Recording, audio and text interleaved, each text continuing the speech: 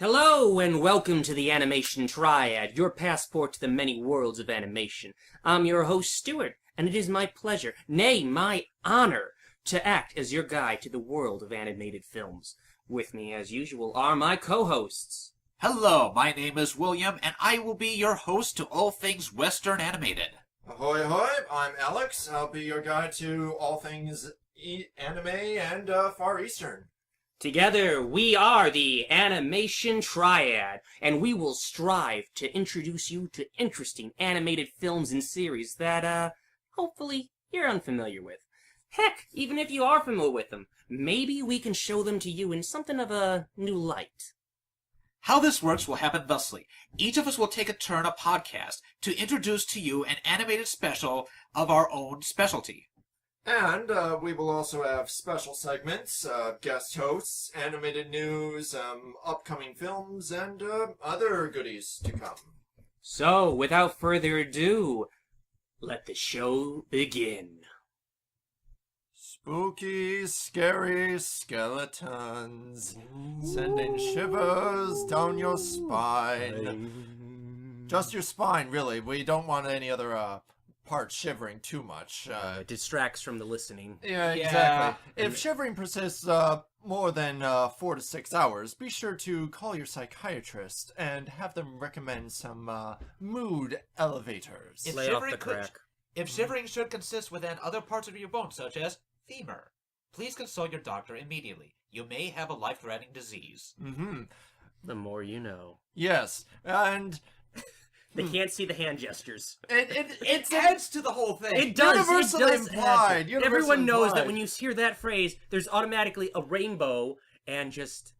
Yes. Yes. Unfortunately, we don't have any rainbows on this final Halloween installment. Oh. I know, but unless you count a rainbow of fear. Ooh. Yeah, oh, yeah, Yes, yeah. there we go. Yeah, and also another lesson of Yeah. Oh, wait. I'm sorry. oh, I'm just oh. imagining Lisa Frank, like demons. Just imagine that. Oh my god. That's like something out of, what was Gravity Falls with Yeah, Bill yeah. and yeah. Mabel Land or whatever. Yikes. Just imagine that. Yeah, well, I'm a stuffed animal tree. we've got something today that's just as surreal and horrifying, really, to any kid, I would imagine. Oh boy, do we. Yeah. You want to scare your kids? Title of today is Kakurenbo, or as it's roughly translated, hide and seek.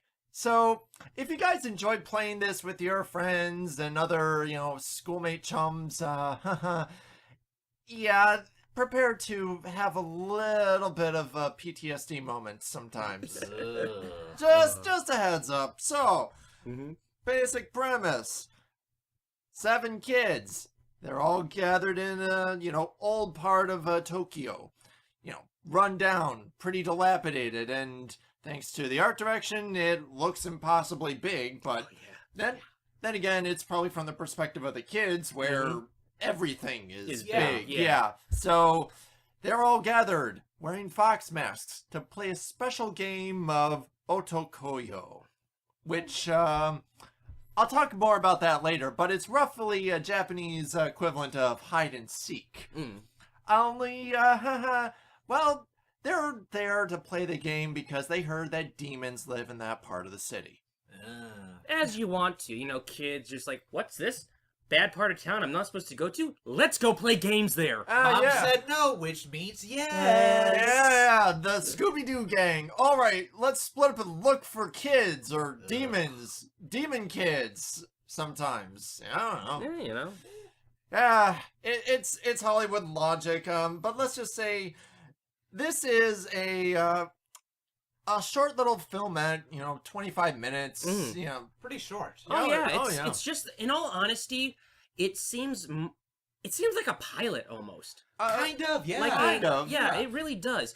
But there's a lot more to it than that. Oh yes, Well, I'm going to try to not spoil as much as possible because horror is kind of like comedy. If you spoil the best parts, you'll just ruin the entire experience. So this is my trick to you were treats. Trick and treats. The treat is we're telling you Yes. about this. The trick trick is we're not telling you all about it. Thank you, Stuart, for helping to make sense out of my, ramblings at Alex, times. it's what I'm here for. Yeah. Oh, you want to hear ramblings? Yeah. Trust me, one of these days we're gonna hear a ramble. We're gonna ramble on. Mm. But, yes. So, Kakurenbo, released in 2005, springtime, and really made a lot of waves in terms of the animation scene over in Japan. Won a lot of short film awards for story, character. Well, not so much character, but just sort of the Character designs, I'd character say. more. design. Yeah, that's in that regards, let's talk about the art a little bit. yes. Yeah, This art has almost that cheesy, rather borderline cheesy, uncanny valley effect with how they handle the 3D aspects, but it never truly crosses that threshold. It kind of, what it kind of reminds me of? Yeah. In more ways than one, and I'll touch on this in a little bit more. But it reminds me of the PS2 game Shin Megami Tensei Nocturne. yeah. It's in the way it's almost cell shaded like. Yeah, and Yeah, it is 2005. So Mm. if this were to say be a cutscene from that era, I it could would definitely see that. it would be easily. Yeah. But what I really liked about the art is it knew how to be minimalist where it needed, Yeah. and just be very fluid. Making the best out of smaller elements. Yeah. Unlike some other flashier horror movies that feel like they have to digitally enhance that blood splatter. Oh, yeah. So it's Well, in some cases, especially with Japanese cinema or Korean, yeah. they actually can't do fake blood. They can't do they have to be yeah. digitally edited in. So for films like I can imagine a lot of Ichi the Killer, there were yeah, certain yeah. scenes. Though oddly enough, one thing that was actually real. Oh god, that Ichi the Killer, It's okay. Takeshi Miike. Oh, okay. Yeah. Say That's- no more. Say yeah. no more. Mm. Well, But, yeah, but as less is more. Basically, Less is more. If I may put in my 5 cents on this, Of the course. focus of this film isn't so much the gore aspect, because there's None. very minimal amount of gore. oh yes, It's the build-up, the tension, the yeah. fear. Atmosphere. Yes. Yeah. Which, in my opinion, is the key to almost any good horror. Yes. and that's I'm gonna go off on Mm-hmm. a bit of a Western versus Eastern in terms of comparison, because Mm-hmm.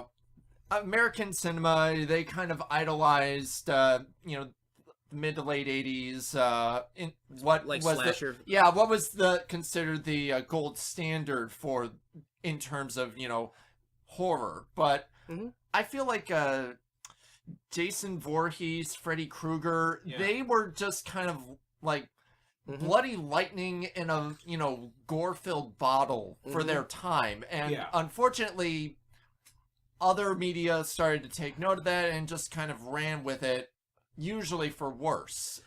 Well, Jason Voorhees, Friday the 13th, as Yeah. a lot of people consider it when it first came out, was just a really low-budget ripoff of Halloween. Exactly.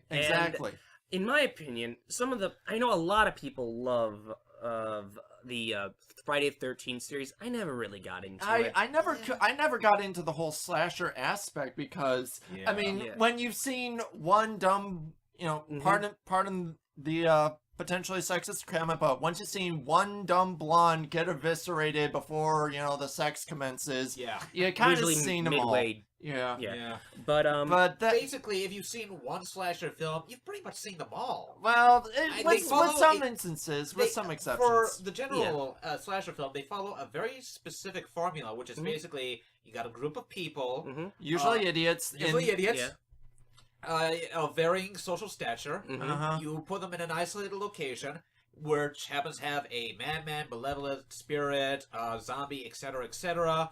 Hijinks ensue with lots of blood. Mhm. Uh-huh. One person lives. Yeah. So basically, Cabin in the Woods. Pretty much. Yeah, much, which which is dissects it perfect. Dissects the yeah, whole thing perfectly. yeah.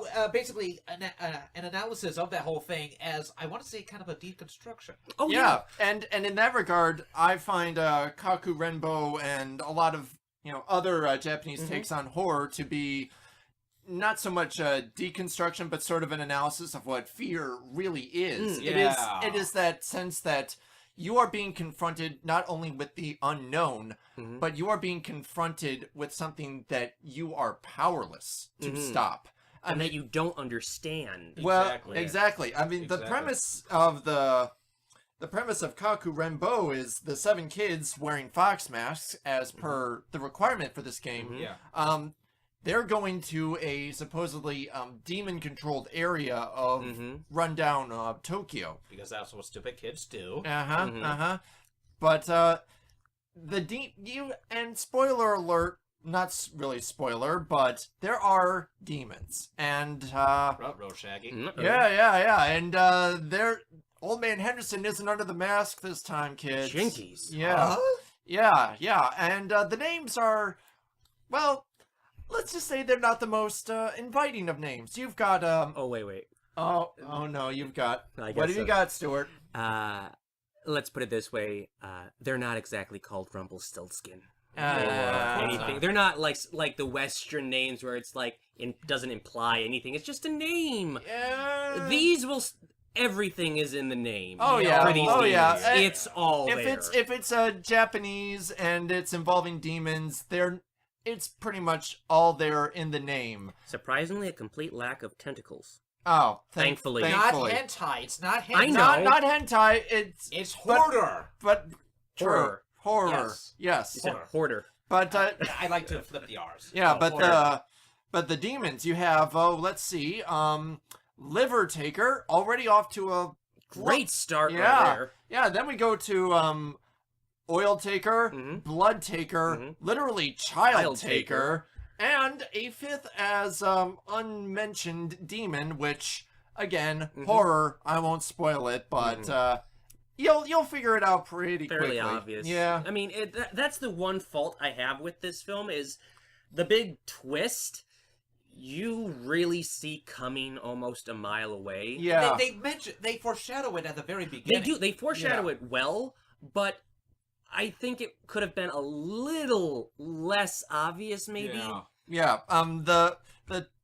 I guess just in regards to the twist, we haven't really talked much about the characters themselves, which They barely are. I mean, yeah, they're just sort of window dressing for the surreal take on what's going on? Yeah. the atmosphere is very post World War II Japan, and you get the sense that it's not quite modern times. They had neon lights, Neon- and a lot of. I was about to ask, what time period is this in? Well, because you've got neon lights, but the kids are dressed up like feudal era Japan.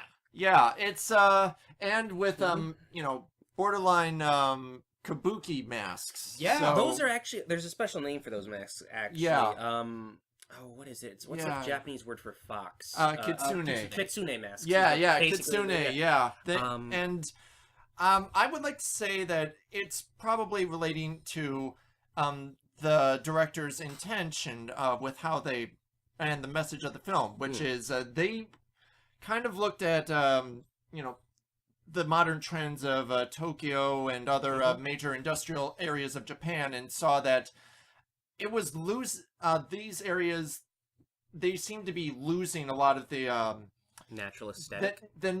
not just only the natural aesthetic, but the social aesthetic. I mean, kids, for instance, they're no longer socializing over games like hide and seek. It's a little bit different, and that ties into the main theme of the city as it grows is literally consuming that which The children's childhood. yeah. Which, in all honesty, is a great analogy for Yeah. basically social media. Yeah. And technology the way we have it today. I mean, look at everyone has a cell phone. Everyone can pull up stuff right away. Everyone can go and be connected, but not be together. Yeah, And yeah. I think that's a really, it actually aged pretty well. Yeah. Now you mentioned kabuki, and a thought just struck me. The mask work is very prominent in most Japanese theater, particularly no theater. Oh, And yes. there is when the actors come on stage, they put on their masks for no theater. Yeah. I know where you're going with this. Go yeah, on. yeah. Go on. They have this tradition where they take a moment when they're putting on their masks to, in their own words, let the spirit of the mask enter them. Yeah. Remember, you'll keep that in mind as you watch the movie. Exactly. Yeah. Also, sound cues. Oh.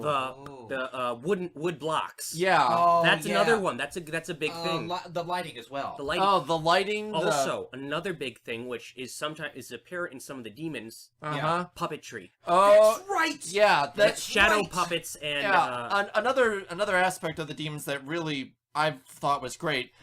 They felt like modern takes on the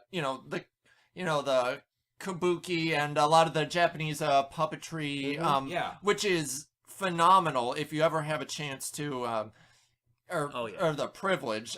I mean, then again, if you're stateside or in the Western world, it's really good luck hard with to- that. But Well, there's YouTube. You can look up some True. stuff. Yeah. But there's nothing like live theater. oh yes, Oh, but yeah. but anyways, the way the demons are, it's this amalgamation of wood and metal and springs, like found debris that these spirits Almost have. clockwork. Yeah, almost like. almost, yeah. and it's like these spirits, they're incorporeal, but they're able to find and wheedle their way in, and it's Like they're possessing the machine itself. yeah. Because okay, so one of them gets damaged. I really like this part where it breaks down in some way, but then it just literally pulls itself back together. Yeah. That was a really It cool reassembles segment. itself Yeah, piece and- by piece. And fortunately, this had, I believe, the benefit of being, just a short filmette, Yeah. as opposed to, an hour and a half long slasher fest where they have to keep inventing reasons why the psycho killer was able to survive being hit by a semi-truck and then buried in cement and then being set on fire. Well, to the benefit of this movie, they have a reason for that. These are supernatural entities. Exactly. They can't exactly be killed with a gun. No. And considering that these are kids, They just don't playing have- a game, they're essentially just using found street objects. So As the only two characters to fight back. yeah, Who I the- actually really like. the only two, the creepy Twins. twins, yes, but spoiler alert. Also, not really spoiler alert. They don't say a single word, and they just kind of let their actions speak for their character. Oh, yeah. Here's an interesting thing found about the twins.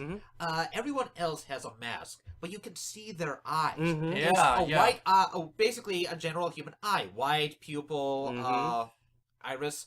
These two don't have those eyes. They're basically black sclera with a red pupil. So either they had, gone to some custom lengths for their masks, or they're potentially demon kids too that are trying to play with the demons. Well, it's never really explained. Yeah. And I did.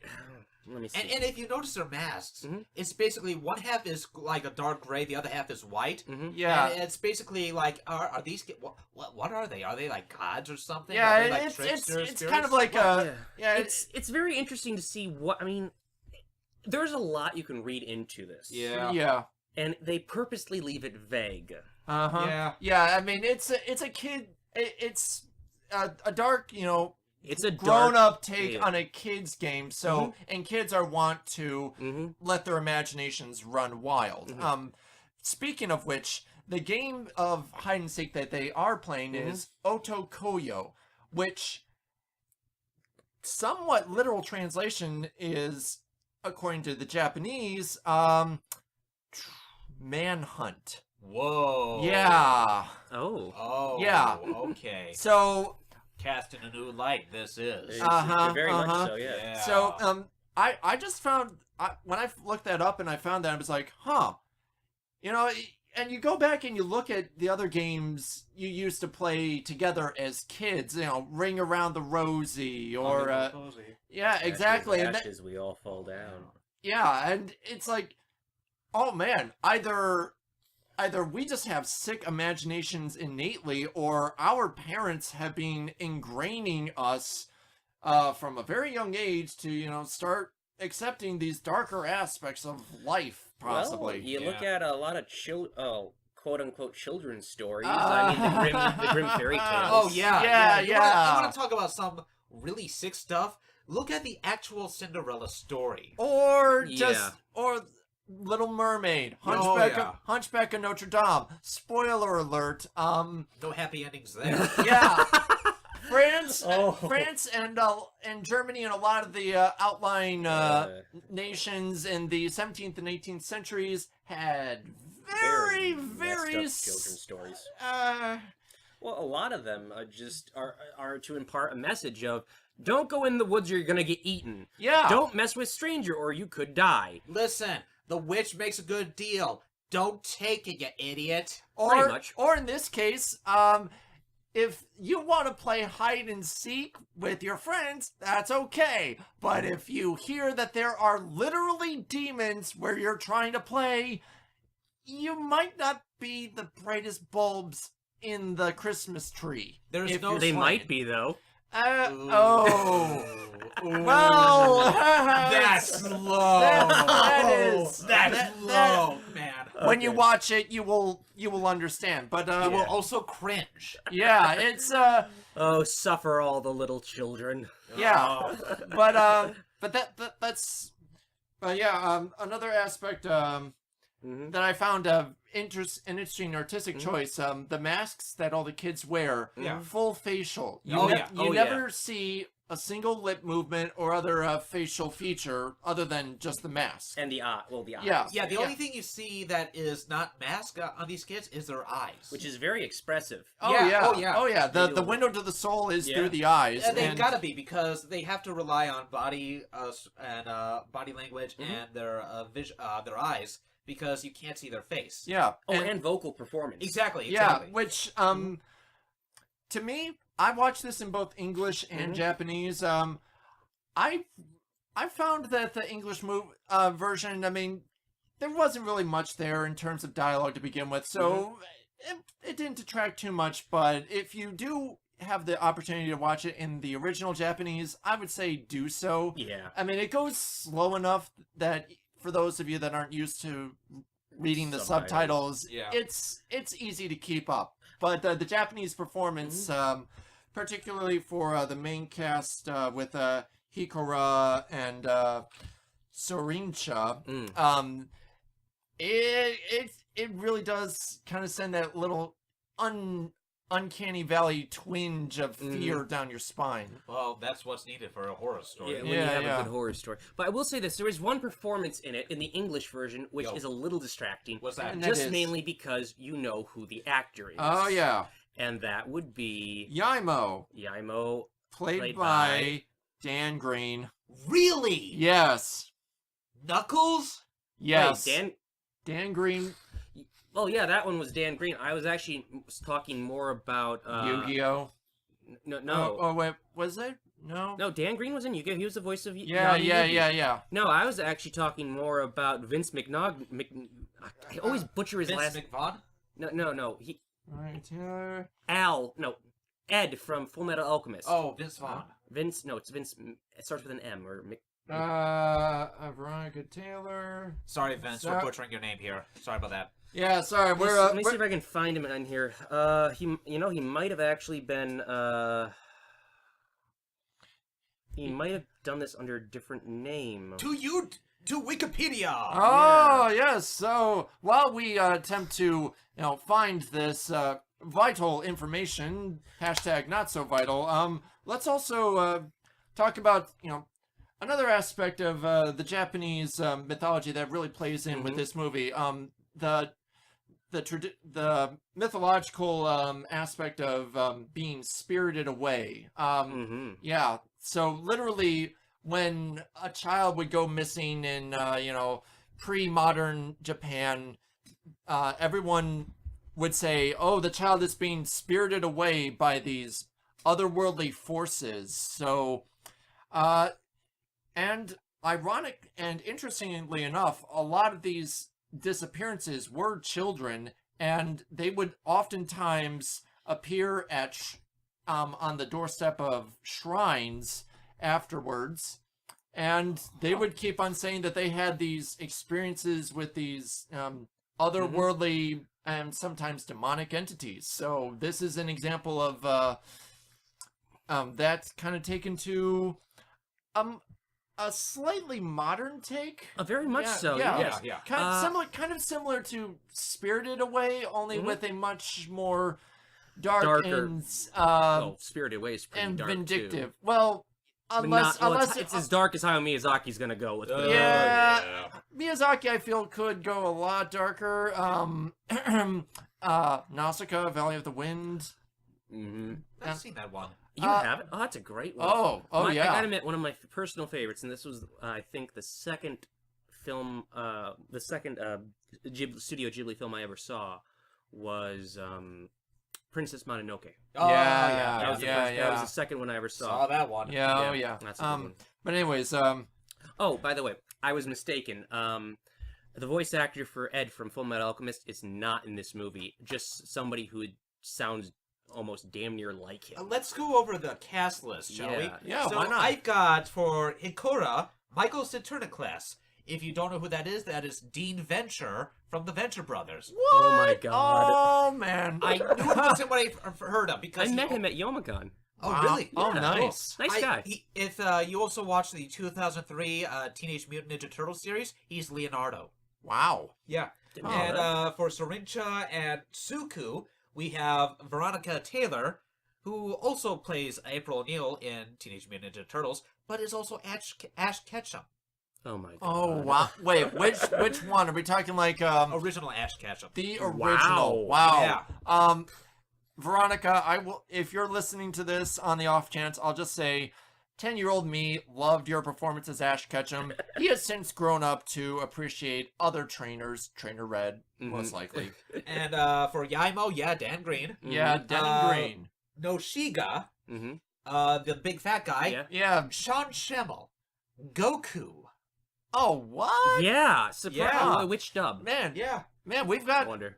we've got every conceivable American English voice actor. pretty big names, that, actually. that was associated primarily with Adult Swim's anime block. Mhm. Well, And for this is actually where it premiered. On, Halloween. Okay. Halloween of 2005. Mhm. And for our last actor for Tachiji is Tom Whalen, who Tom Whalen, that sounds Yeah. trust me, I've probably heard of him before. He okay, hang on. Filmography, live.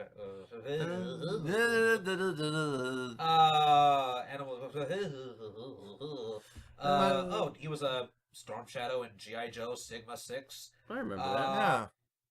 Genjo Kakotan from Ikitozen. that. Oh god, that's. Oh no. Oh, he did a couple of Pokemon stuff. Oh, of And course. he was in the 4Kids dub of One Piece. Yes, he was. Oh. Yes. I am so sorry. Don't I'm think so he was sorry. in too. No, I don't think there's any big name characters for that one. No. Does a lot of directing though, doesn't he? Well, he's done a lot of ADR stuff. yeah. Yeah, but Voice direction.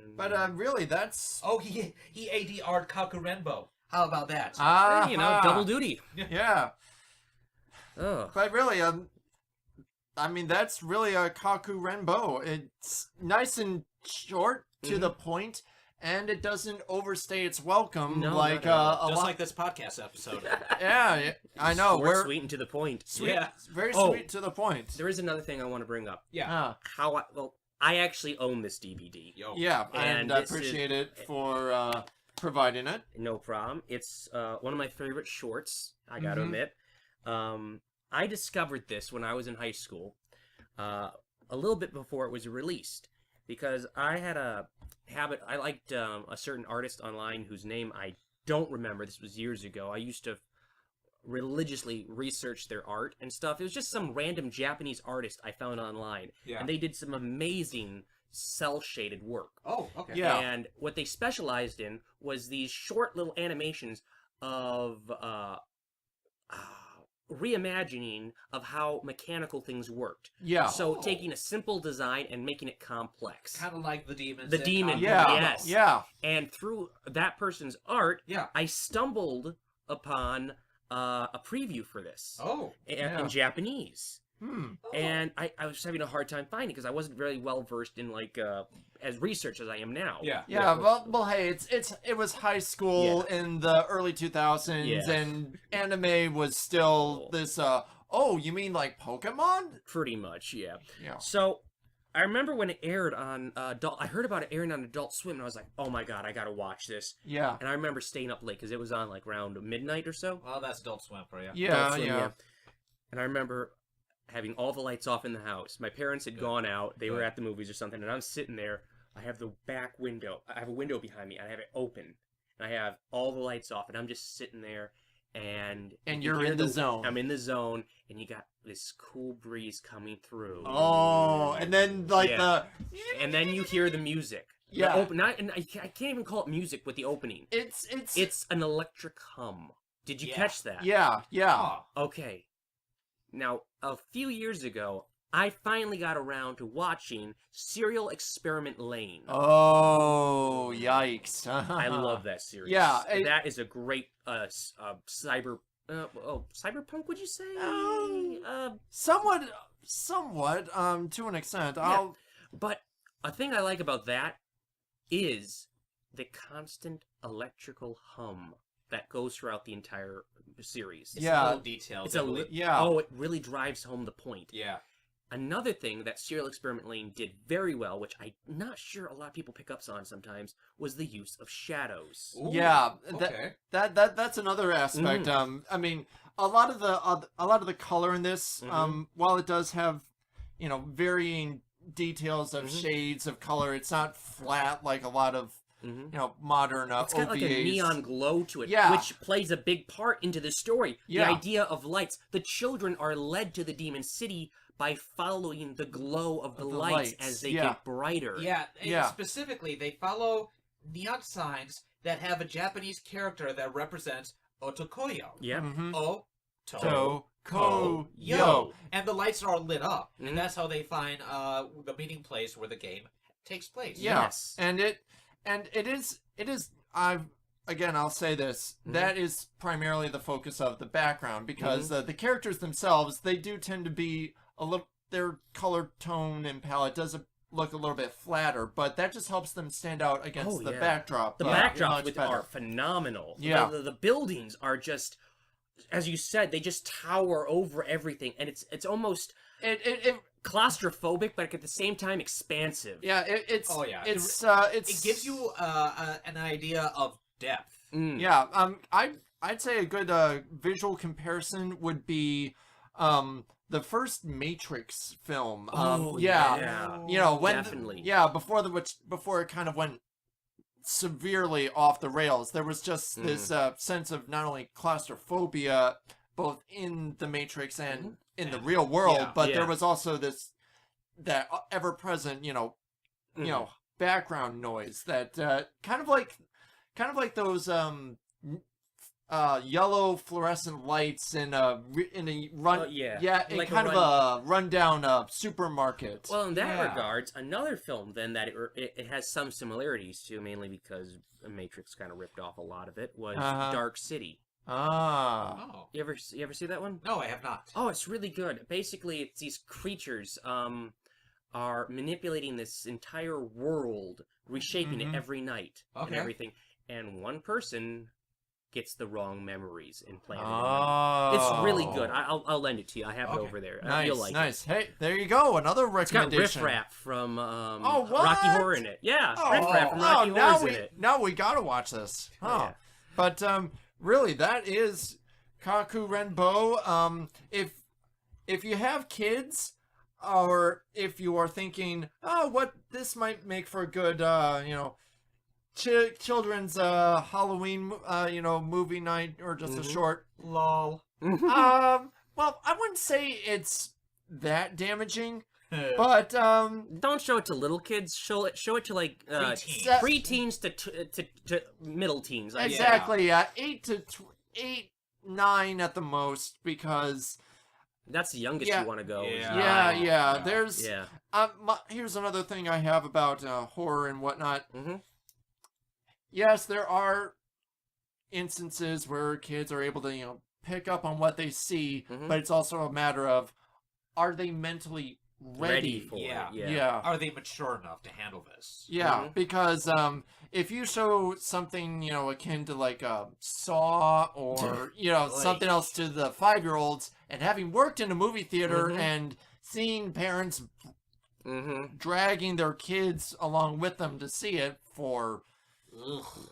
Yeah. really winning some Parent of the Year material right there. But Yeah. if it comes on or if you find it, Give it a Watch watch. it. Give It's it a a- great little.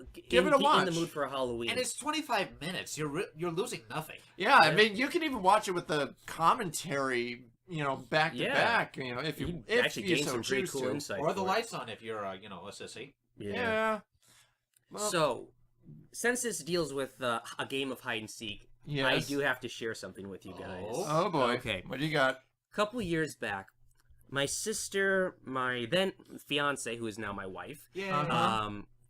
got invited to play a game of sardines. Sardine. Sardines. Sardines is basically a reverse hide and seek. Oh. Oh. One person is chosen to be it, Yeah. and they go hide. And then Ah. everyone splits up and looks for them. Okay. As soon as Ah. one person finds them, they hide with them in the same location. Oh. And then whoever is last to find the location Is is then the- it. Yeah. But here's what makes it really cool. Oh. Because we were invited to play it at midnight Oh.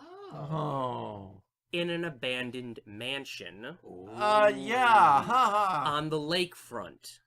Ah, of course. Yes. Because it's always the lakefront with you people. Yes, Did- you know. Did you not take anything Shaggy and Scooby experienced to heart, man? I mean, Mm-hmm. yikes.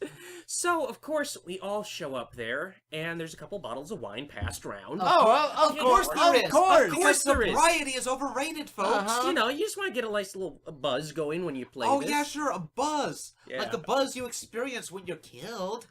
So, we start playing the game. Yeah, Uh-huh. of course. And the first place the first person hides is in the attic. Oh. In a closet.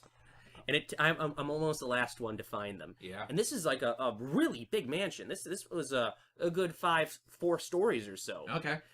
And there was this huge basement with interworking, like, it was basically just a massive basement. You could crawl inside. It was an old coal burning Oh, okay. furnace. You could okay. literally crawl inside this sucker. It was so big. Not that anyone did. We're not that stupid. No, But thankfully. we had a great time playing this game. And I remember I hid down in the basement. Yeah. And I found this little closet, which was big enough to barely fit all of us. Yeah. I Uh-huh. climbed inside, and I was wearing all black at the time. Of course. As I was like, hey, I'm going to play this game right. You ain't going to find me. And? So I crawled in, and I found this little cubby in there. Uh-oh. And I crawled inside the cubby, and I hustled down, and I waited for someone to find me. And somebody walks in and is just like, is anyone in here? I don't say a word. Oh, yeah. And then they come in, and they look down. They look in the closet. Yeah. The lights aren't working. None of the lights work in this mansion at all. Oh, good. So we all Yeah. have flashlights. Oh, good. So they shine the flashlight in, and I'm watching them. Because my head's tucked like this, and I can watch them. Yeah. And they do the lights over.